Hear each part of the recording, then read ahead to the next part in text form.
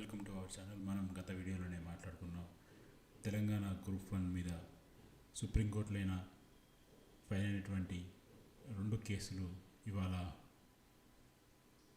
Bench ముందుకైతే రావడం జరిగింది. మరి కోర్టులో ఏం జరిగిందన్నది పూర్తి వివరాలు ఈ వీడియోలో తెలుసుకునేందుకు ప్రయత్నిద్దాం.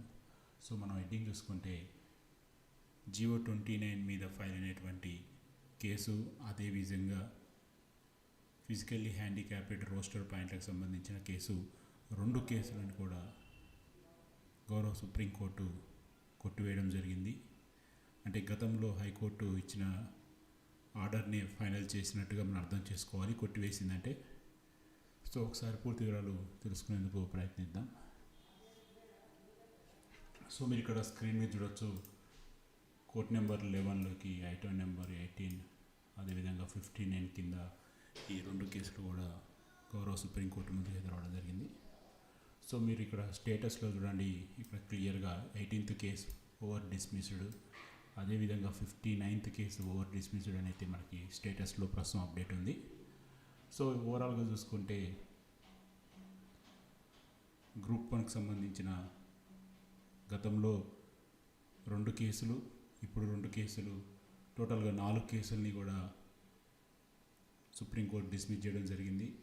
మరీ ముఖ్యంగా కీ కేసు ఏ బెంచ్ అయితే స్వీకరించిందో అదే బెంచ్కి ఇవాళ వెళ్ళడం జరిగింది. సో ఒక రకంగా చెప్పాలంటే జియో 29 సరైనదా కాదా అనేది ఇటు గతంలో హైకోర్టు కానీ ఇప్పుడు సుప్రీంకోర్టు కానీ ఎటు తేల్చకుండా కేవలం లేటుగా కేసు ఫైల్ చేశారని చెప్పి కేసుని కొట్టివేయడం జరిగింది. దాన్ని సుప్రీంకోర్టు కూడా సమర్థించినట్టు అయిపోయింది. సో ఓవరాల్గా ఇప్పుడు జియో 29 సరైందా కాదా, దానికి వ్యాలిడిటీ ఉందా లేదా అన్నది తెలియకుండానే జియో 29 ఇష్యూ క్లోజ్ అయిపోయినట్టే అనుకోవచ్చు మనం మ్యాక్సిమం. సో ఇక నెక్స్ట్ నోటిఫికేషన్స్లో కూడా జియో 29 వస్తే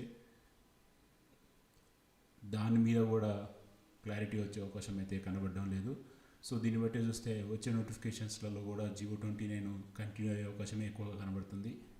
సో ఓవరాల్గా చూసుకుంటే దాదాపు 2 కేసులు కూడా ఇవాళ సుప్రీంకోర్టు డిస్మిస్ చేసిందని క్లియర్గా మనకి స్టేటస్లో అయితే అప్డేట్ ఇచ్చింది. సో చూద్దాం, మరైనా అప్డేట్స్ ఉంటే మళ్ళీ మనం నెక్స్ట్ వీడియోలో మాట్లాడుకుందాం. Thanks for watching.